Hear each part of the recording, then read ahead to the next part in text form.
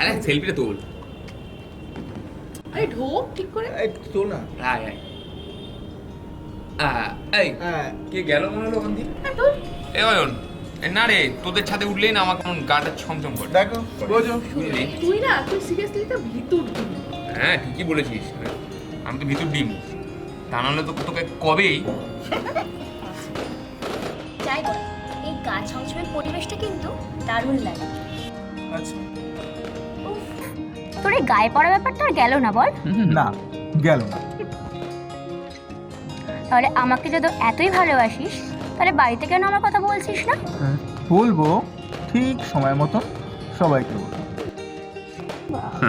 তা তোদের লাইন মারা এবার হয়েছে। আজ কিন্তু ভূত চতুর্দশী, চারিদিকে ভূতরা সব নৃত্য করে বেড়াচ্ছে। এই তোদের বাড়িতে আজকে ওই 14 শাক 14 প্রদীপ ব্যাপারটা হয়েছে? হ্যাঁ হয়েছে তো। কালকে কালী পুজো, বল ভীষণ মজা হবে। আজই পাঠাবো প্রচুর। একদম। এই আমার জীবনে না এই বিষয়ের উপর বেশ কিছু অভিজ্ঞতা আছে। কি বিষয়ের উপর? আরে মানে তোর ভৌতিক গল্পের উপরে। হ্যাঁ তাই একদম বলে ফেল। আমারও কিন্তু মানে এই ভৌতিক গল্প নিয়ে একটা ঘটনা আছে। তাই নাকি? তোরও আছে? ঠিক আছে, ওরটা পরে শুনবো, আগে তুই বল। তুই ঠিক আছে তাহলে বলি শোন। সেই সময় সবে কলেজ কমপ্লিট করেছি, চাকরির জন্য ঘুরে বেড়াচ্ছি এদিক সেদিক। কি করব বুঝতে না পেরে একটা মেসে থাকতে শুরু করলাম। আমি আর আমার এক বন্ধু, তার নাম ছিল সমর। খুব ভালো বন্ধু ছিল আমরা, জানিস তো। একসাথে আমরা থাকতাম, খুব মজা করতাম। ওই ট্যাক্সি চালাতো, কিন্তু ছেলেরা পড়াশোনা খুব ভালো ছিল, খুব গরিব ফ্যামিলি থেকে ছিল, তো চেষ্টা করতো যে জীবনে কিছু একটা করার। হঠাৎ করে একদিন কি হলো, ও আমাকে বলে গেল যে আজ নাকি ওর অনেক দূরে যাওয়া আছে, আসতে নাকি অনেক রাত হবে। কিন্তু সেদিন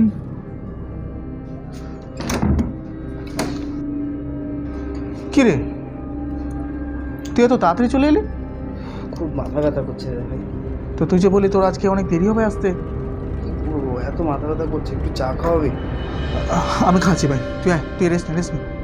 কি রে, শরীর ভালো আছে তো? আচ্ছা ঠিক আছে,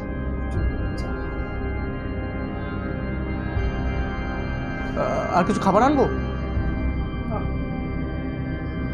ঠিক আছে তুই বস, আমি আসছি।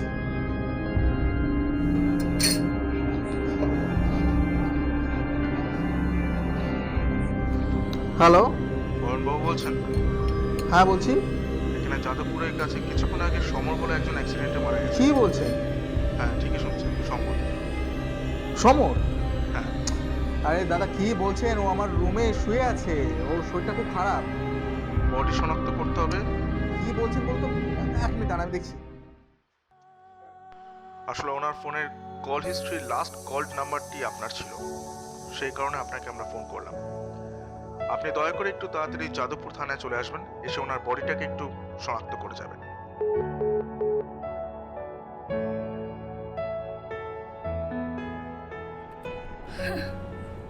শোন, আমি একবার পিসির বাড়িতে গেছিলাম।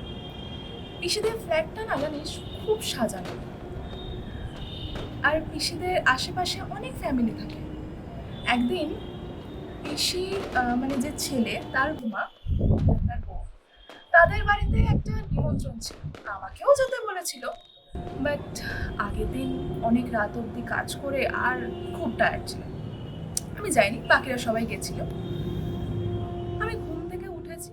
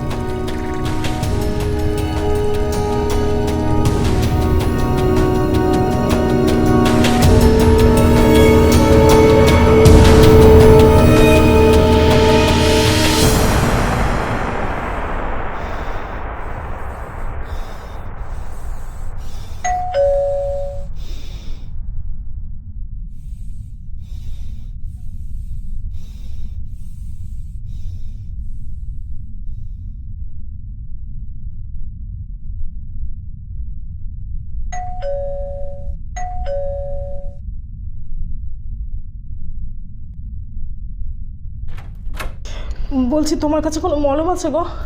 আমার হাতটা না পুড়ে গেছে।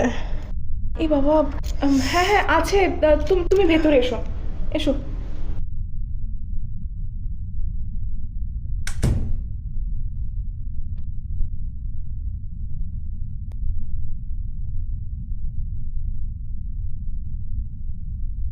এই যে মলমটা আমি লাগিয়ে দেবো? না না, থাক। তুমি আমার পোড়া সহ্য করতে পারবে না। মানে? ও কিছু না, তুমি খুব ভালো। তোমার নাম কি? আমার নাম মৃত্তিকা। আচ্ছা, আপনি কি এখানেই থাকেন? হ্যাঁ, আমি মাম্পি। ওই ওপরের ফ্ল্যাটে আমি থাকতাম। থাকতাম মানে এখন আর থাকেন না? হ্যাঁ, থাকি তো। অবশ্য এখান থেকে তাড়ানোর আমাকে অনেকে অনেক চেষ্টা করেছে, কিন্তু আমি এখান থেকে কোথাও যাইনি, আর আমাকে কেউ তাড়াতেও পারবে না। ও, আসলে এটা আমার পিসির বাড়ি। আমি এখানে বেড়াতে এসেছি, এই কালকেই চলে যাব। হ্যাঁ জানি, তাই তো এলাম আলাপ করতে। আচ্ছা, তুমি আমাকে হেল্প করতে পারবে? কিসের হেল্প? আচ্ছা, তোমার এই হাতের এখানটা এইভাবে পড়লো কিভাবে? ভালোবাসার আগুনে। মানে? দু চোখে অনেক স্বপ্ন নিয়ে তাকে ভালোবেসে আমি তার সাথে তার বাড়িতে এসেছিলাম। কার বাড়িতে? আমার স্বামীর। বলেছিল আমাকে খুব ভালোবাসে, কিন্তু বিয়ের 2 মাস পর থেকেই শুরু হয়ে গেল মার, ভোট, গালিগালাজ। আর একদিন তো আমার শ্বশুর, শাশুড়ি, ননদ সবাই মিলে আমার গায়ে আগুনই লাগিয়ে দিল। মানে তুমি প্রতিবাদ করনি? পুলিশের কাছে যাওনি কখনো? আচ্ছা, তুমি না আজকালকার দিনের মেয়ে? পারিনি যেতে, তবে এবার যাব। তুমি যাবে আমার সাথে? হ্যাঁ।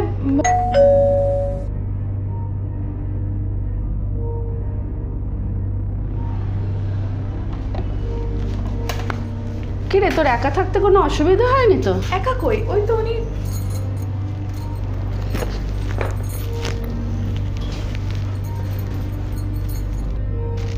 কই কে?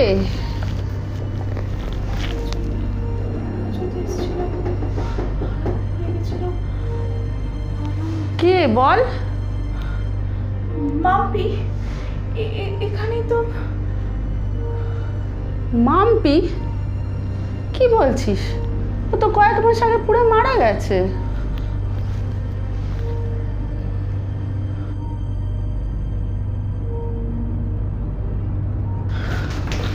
মৃত্তিকা?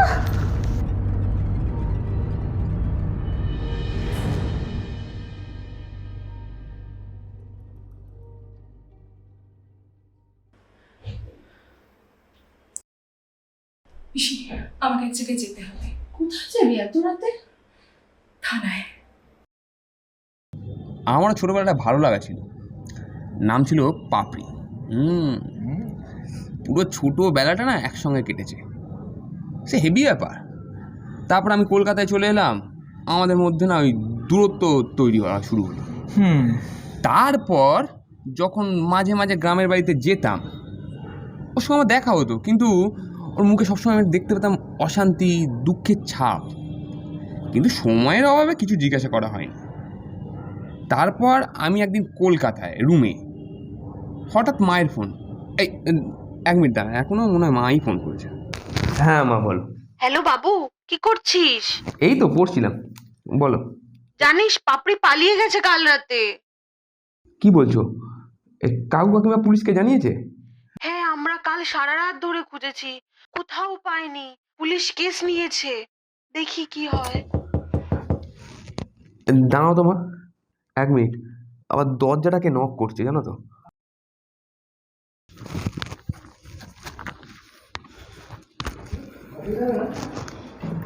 মা 1 মিনিট, পরে ফোন করছি। আরে তুই আয় আয়, ভেতরে আয়। আরে ঠিকানা পেলি কোত্থেকে? মা দিয়েছে নিশ্চয়ই। আরে তুই তো পুরো ভিজে গেছিস, বাইরে বৃষ্টি হচ্ছে নাকি? আমাকে আজকে রাতটা একটু থাকতে দিবি? আচ্ছা ঠিক আছে, তুই আয় আয়, তুই ভেতরে আয় আগে, তারপরে সব কথা বলছি। তারপরে খবর বল, থাকবি তো? না রে, আমায় চলে যেতে হবে। চলে যাওয়ার আগে তোর সাথে দেখা করতে এলাম, তোকে আমার অনেক কিছু বলার আছে। আরে বাবা ঠিক আছে, তোর আমি সব কথা শুনবো, বল। তুই সবার মতন আমাকে জাজমেন্ট করবি না তো? সবার মতন এক ঘরে করে দিবি না তো আমাকে? আরে কি বলছিস, তুই তো জানিস আমি সেই ছোট্ট থেকে কত ভালোবাসি তোকে, আর সেই আমি কিনা তোকে জাজমেন্ট করবো, তোকে এক ঘরে করে দেবো? তা আমি তোর সব সময় পাশে আছি, সারা জীবন আছি। আমি জানি তুই আমার পাশে থাকবি, তাই তো তোর কাছেই এলাম। রিকি, আমি লেসবিয়ান। লেসবিয়ান? তা তা এতে এত চিন্তার কি আছে? এটা এখন নর্মাল ব্যাপার। বাড়িতে জানে? জেনে গেছে, পাড়াতে, বাড়িতে, অফিসে, কলেজে সবাই জেনে গেছে। জানিস, যারাই জেনেছে না, আমার দিকে কেমন যেন একটাভাবে তাকিয়েছে। আমি টিউশন করতাম, স্টুডেন্টের মা যেদিন জেনেছে, আমাকে পড়ানোর মাঝখান থেকে দূর দূর করে দাঁড়িয়ে দিয়েছে। সবাই আমাকে এক ঘরে করে দিয়েছে। বাবা মা আর সেভাবে কথা বলে না। মা কালকে পাত্র এনেছিল, আমার নাকি বিয়ে দিলে, ছেলের সাথে সেক্স করলে সব রোগ ঠিক হয়ে যাবে। তাই তো আমি পালিয়ে এসেছি। বেশ করেছিস তুই পালিয়ে এসে। শোন, তোর এখানে যতদিন ইচ্ছা তুই এখানে থাকবি। আর হ্যাঁ, এটা কলকাতা, এখানে তোকে কেউ কিচ্ছু বলবে না।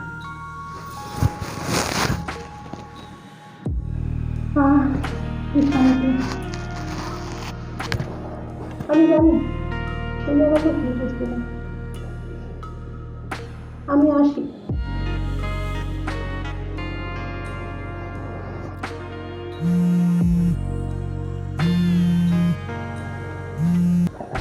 হ্যাঁ মা বলো, বলো। রিকি, খারাপ খবর আছে। কি? বাবা তুই কালকেই বাড়ি চলে আয়, পাপড়ি নদীতে ঝাঁপ দিয়ে মারা গেছে। না না, এইসব কিছু হতেই পারে না। আরে তুমি কি বলছো কি? ওর নিথর দেহটা আমার সামনে বাবু। আচ্ছা তুমি ফোনটা রাখো, আমি দেখছি।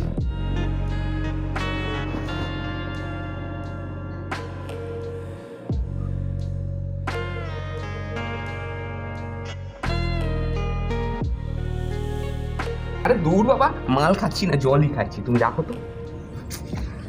জানিস তো, মামা বাড়ি যেতে না খুব ভালো লাগে, আর বছরে তো একবার যাওয়াই হয়, কিন্তু ছোটোবেলাতে না অনেকবার যেতাম।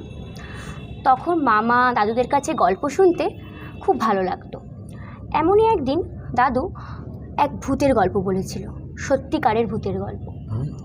হ্যাঁ, আর তখন দাদুদের ওখানে নাকি গ্রামে সেই ভূতটা ছিল বৃহদাঙ্গুল ভূত। বৃহদাঙ্গুল?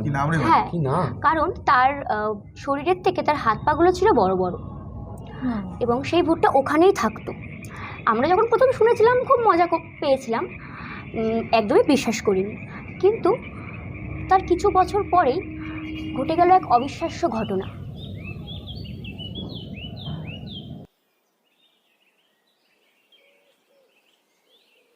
দাদু, ও দাদু, হ্যাঁ আপনি কি এই গ্রামেই থাকেন? রে মা, এখানেই তো থাকি, আমি অনেক বছর ধরে আছি। তোমায় একটা কথা জিজ্ঞাসা করব, যদি তুমি কিছু না মনে করো? না, বল। তুমি কোনোদিনও বৃহদাঙ্গুল ভূত দেখেছো? দেখেছি, ওই যার সব বিকট বিকট বিরাট হাত পা, দেখেছি রে। তুই দেখেছিস?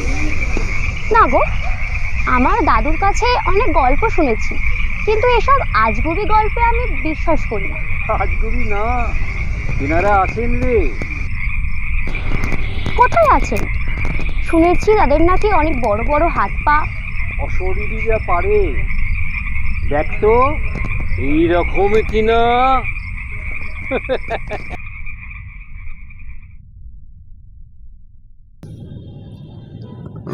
ভাই এবার খুব খিদে পেয়েছে, ওঠা যায় কি? হ্যাঁ ভাই, এই চল, খিদে পেয়েছে। চল ওঠ। চল। সেই গল্প যত